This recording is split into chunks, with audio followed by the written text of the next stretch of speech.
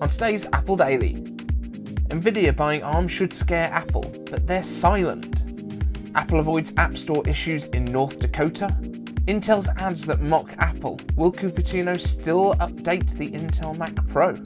Apple Pencil could become a Mac Magic Wand? Plus, in iCave Answers, AirTags winner or tiny failure? And AirPods Max Sport Edition still on the way? For the latest Apple news, rumors, and leaks, every weekday at 12 UTC. Join us in the iCave. I'm iCave Dave, and if you want the latest Apple news, leaks and rumours every weekday at 12 UTC, like this video, subscribe to the channel and ring the bell so you don't miss a thing, and you can join our notification squad by letting me know that you've done all that stuff in the comments section with the hashtag notification squad, and I will give you a shout out in the next video. All of that being said, today's video is the first one I'm filming in glorious 4K. Let's see if it makes any difference. Let me know in the comments if you noticed before I told you. Nvidia buying ARM should scare Apple, but they're silent. Back in September 2020, it was announced that Nvidia was moving to acquire ARM holdings for a staggering $40 billion, and of course such a huge purchase has to go through a number of hurdles, or preferably over them, taking potentially 16 months to be approved by governments and regulatory bodies. ARM is headquartered in Cambridge in the UK, and as such the UK government is reviewing the deal amongst others. Objections have been raised by Qualcomm, Microsoft and Google to the acquisition, but one big name has so far been silent: Apple, which you knew because I already told you at the beginning. Now, it is doubtful that Apple has simply not noticed that the company that they licensed their instruction set for the new M1 and all the Apple Silicon and A-series processors is being bought out by a company with whom they don't have a great relationship. After a number of MacBook Pro models suffered failing graphics cards, the company's cooperation faded and Apple turned to AMD, Nvidia's biggest competitor, to supply their discrete graphics going forwards. So what's going on here? There are a few options. Perhaps they're simply staying quiet because they don't believe the deal is likely to go through anyway. Apple is not always a company who want to show their hand with this sort of thing, so it's a definite possibility. There's also a possibility that Apple, as a very early user of ARM, and I believe one of the earliest funders of it, may have a license that can't be revoked, assuming they keep paying their way, some sort of sweetheart deal from back in the day. Or they could have simply cut a deal with Nvidia right at the start of this takeover talks to guarantee that access for a good chunk of time. Given the way that Apple has handled things in the past, with Tim Cook securing SSD supplies as far back as 2005, having seen the way that the industry was moving, as well as already securing all of TSMC's 3nm capacity when it becomes available for a good while. So while Microsoft, Qualcomm and Google appear to be panicking, Apple has most likely got this under control with some bonus contingencies in place to boot, because that's just how Timmy Cook rolls. Apple avoids App Store issues in North Dakota. Apple was facing a bill in the North Dakota Senate along with Google's Play Store that was aiming to force the companies to allow other routes for apps to be sold and supplied for their platforms, along with alternate payment methods. Sounds familiar? Of course it does. It turns out that the draft bill was given to the Senate by a lobbyist for Epic Games, allegedly, just in case.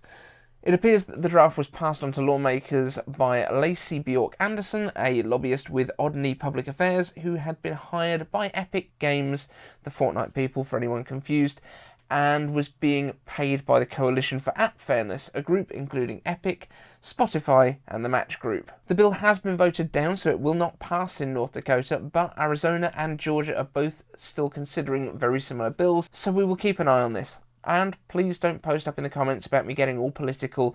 I'm not getting political, I'm telling you what's happening with Apple stuff. Stop picking on me. Intel's ads that mock Apple. Will Cupertino still update the Intel Mac Pro? Following the story about Intel that we covered a few days ago, cherry-picking their test results that showed off the new Evo platform versus the M1, they also released a handful of pretty poorly done attack ads with lines like, "If you can flip through Photoshop thumbnails with your actual thumb, you're not on a Mac. Go PC. If you can power a rocket launch and launch Rocket League, you're not on a Mac. Go PC." That Go PC thing.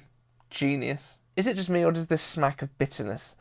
I have to be honest, it feels to me, and I don't often go for feels, I like to go with evidence. Intel felt like they were entitled to Apple's business, which is probably why they lost it in the first place. They've not been able to keep up with the progress being made over at AMD in terms of improvements in processor performance, and at least when it comes to performance per watt. The reason that Apple moved from IBM's PowerPC platform to Intel's in the 2000s. It feels very much like, as the incumbent and probably the default choice for a PC because of their history, that they didn't push hard enough to stay at the front of the pack, and it will be interesting to see how they get on for the next few years. They still have the vast majority of the market to themselves for now, but for how long? And how will they cherry-pick data in their own favour in a month when Apple will probably launch their M1X based Macs, most likely with twice the count of performance Firestorm cores at least, which will close to double the performance in multi-threaded workloads.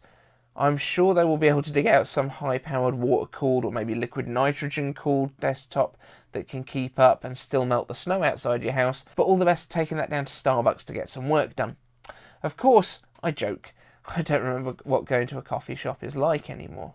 Apple Pencil could become a Mac Magic Wand. A very interesting article from Patently Apple, my favourite place for finding Apple stories nobody else is talking about yet on YouTube, talks about an Apple patent win regarding Apple Pencil with interchangeable tips that can change the functionality of the pencil, presumably making it a real pencil, as well as air gestures to control an Apple TV or Mac. The patent mentions the possibility of biometrics in an Apple Pencil, capacitive sensors, cameras, which ties back in with the story from earlier in the week about the colour picking with the pencil from the real world, but also the use of gestures in the air to control specifically a Mac or Apple TV. Now that at least suggests to me that Apple is at least considering bringing the pencil, perhaps regular touch support, to the Mac in the nearest future. So if you've ever dreamed of going full Harry Potter on your Mac or dancing around waving your Apple Pencil like a magic wand in the living room, which, let's be honest, Magic Wand is probably the kind of name that Apple might actually go for, along with Magic Keyboards, Magic Mice, and Magic Trackpads, then you might be in luck. My best guess is that all of this could be made possible by the U1 chip, which is apparently accurate enough that you could even use it to analyse and improve your posture. But perhaps the pencil could also be used as a handheld motion controller when Apple's mixed reality VR style headset arrives too. I could be holding a sword. So into iCave Answers. Tech Hyped asks, iCave Answers, are you getting AirTags and what do you think about them? Will they be successful or will it be a fail like the iPhone 12 mini? Just to put this in context, the iPhone 12 mini, it's thought that it's sold about 5 to 6% of the overall iPhone 12 sales, and so far, I believe from the best numbers that I could find, Apple's sold about 80 million, which means they've sold about 4 or 5 million iPhone 12 minis, which most phone manufacturers would be very happy with their flagship doing that, but yeah. It's not a huge disappointment, it's just not as popular as they expected because people are trading up to more expensive phones, so I think Apple's done okay. But in terms of the AirTags, we don't know how expensive they'll be, we don't know actually what the features are going to be at this point. We're told that they could do a lot more than just locate your stuff. There have been patents for them being used as motion controllers, as basically motion tracking dots that you can wear on your body as well, that will give you really accurate movement data, for example with Apple Fitness stuff. So they might do all of that, we don't know. At the moment, if they are just the location trackers that we think they will be, then I think probably somewhere between $30 and $50 each is probably about where Apple will pitch them. Hopefully not more than that.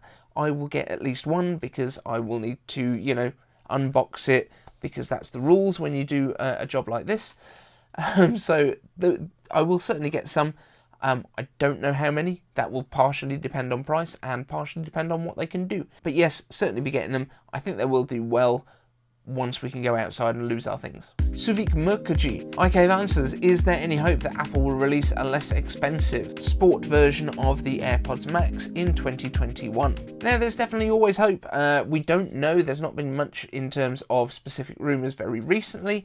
However, John Prosser, back when he was looking at the original AirPods Max that came out, he had obviously very, very accurate information on those. The renders that he did with Content Creator, I think, is the name of the guy. The renders that they did looked almost identical to what we got, apart from the digital crown and the button on the top, because at the time they were supposed to have touch controls built into the sides. By all accounts, they are probably on the way. Whether they will be branded as AirPods Max, or whether they will be branded as part of the Beats range, or whether they will have a completely different name altogether, hopefully not with light misspelt with the Lite, because that's just an awful way of spelling that word. But yes, it looks like they will arrive at some point, probably. They could have just been something that they developed and decided wasn't going to be something they could market well. But at $350 versus $550 for the premiums, I don't know. It's definitely going to sell better, I would think, than the premiums, but depends on the sound, depends on whether they make them slightly more water resistant, because obviously there's been some issues with condensation and things, and I think they want to make sure that they've nailed the design and the construction and the production before they get into it this time. By all accounts, the AirPods Max sound pretty amazing. Not 100% at the full level of the full audiophile stuff, which is what we were hoping at the beginning, but very much in the same way that the Pro Display XDR at $6,000 or $5,000 doesn't actually compete with a $40,000 reference monitor. It's sort of 90% of the way there for 10% of the money kind of thing. So in that way, that's kind of what these are doing as well. There are some incredibly high-end audiophile headphones that you can get out there. If you want them with Bluetooth, they're even more expensive. These are very, very good headphones, not reference monitors, but they do have a lot more of the functionality stuff, so they're kind of a consumer grade version of a nice headphone, which is not really a market that's existed before. So it's quite cool. And hopefully the sports version will come very soon too. I do think we will get them this year. It just makes sense. They've got most of the technology down now. So thank you guys for watching. If you've got a question you want to ask me to answer in one of these videos, all you need to do, post it up down in the comments with #iCaveAnswers, and I will be delighted to answer it for you. Thank you so much for watching, and we'll see you in the next one.